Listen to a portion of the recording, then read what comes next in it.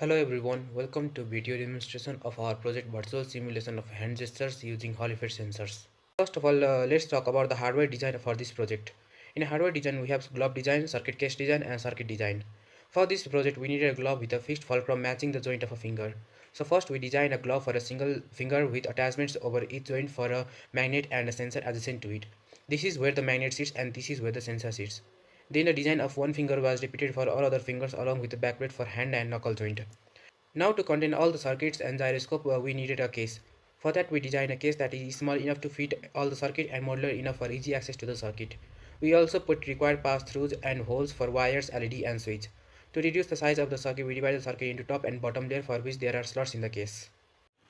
Talking about the circuit and the magnet placement, the N35 neodymium magnet were fit in the 10 mm diameter hole of each phalangeal part of the glove. Similarly, the Hall fix sensor were fitted in a fixed orientation for all parts such that the sensor reading increases when a magnet is moved closer to the sensor. For wiring, the VCC and the ground of the sensor are provided in parallel along the right side of the finger, whereas wire carrying the output of the sensor are carried out along the left side of the finger. A small lump of wire is left at each joint so that wire do not get stretched and break when the finger is bent. The sensor output are connected to the analog multiplexer. The power to all sensor are provided through a voltage regulator. The connection from MPU 6050 analog multiplexer and the power lines for ESP32 are provided to ESP32 via this pass-through.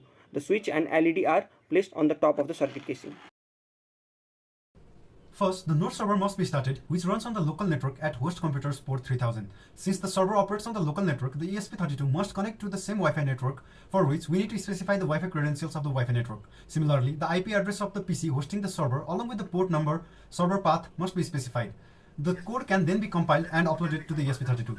For the simulation, the Unity application, which is named vhand.exe, must be run. If the server is online, a play button is seen, and when the play button is clicked, the simulation starts, and the simulation only takes place when the data from the glove is received in the server. For that, we need to power up the glove. The power is provided by connecting a 7.4 volt lithium polymer battery to the power terminals of the glove.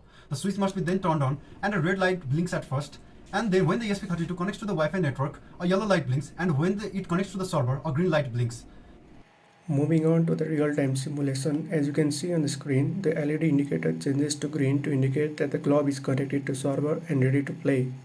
Whenever the glove wearer rotates the wrist or bends the fingers, the application receives the angular rotation of the wrist or of each finger joint in JSON format from the server. It deserializes it and maps it to the rotational coordinates of the hand model accordingly.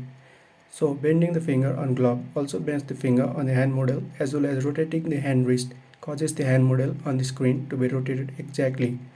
However, the hand is not interacting with the environment because no collision of physics has been added.